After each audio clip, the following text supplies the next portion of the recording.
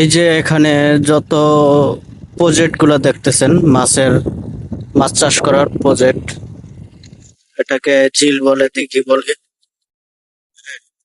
এই যে প্রজেক্ট গুলো দেখতেছেন এখানে, পুরো জমিটা, এখানে আরো ওদিকে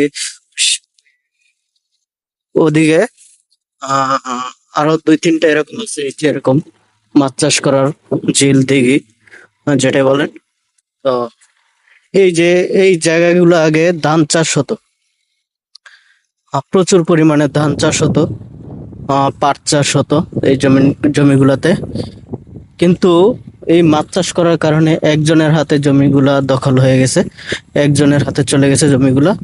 আহ, এখন এখানে আর কোনো ধান চাষ হয় না, এখানে শুধু মাছ চাষ হয়। তো এই ক্ষেত্রে আহ, সাধারণ শ্রমিক যারা আছে, কৃষক আছে যারা, আহ, তাদের কি লাভটা হলো, দেশের কি লাভ হলো? আমার তো মনে হয় এখানে চাষাবাদ যোগ্য যে জমিগুলো ছিল সেগুলো কমে গেছে, চাষের জমি কমে গেছে। দেশের সাধারণ কৃষকরা খেটে খেয়ে বেঁচে থাকতো, তাদের কৃষিকাজটাও শেষ হয়ে গেল এই মাছ চাষের কারণে। আপনাদের কি মনে হয় এটা কি ঠিক হয়েছে কিনা?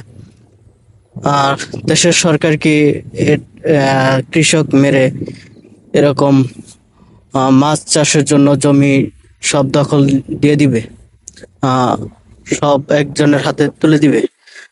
এটা আমার প্রশ্ন। আমার মনে হয় দেশের কৃষকের সাথে এটা একটা অন্যায় হয়েছে। এটা একটা ভেবে চিন্তে সিদ্ধান্ত নেওয়াটা উচিত ছিল। ধন্যবাদ।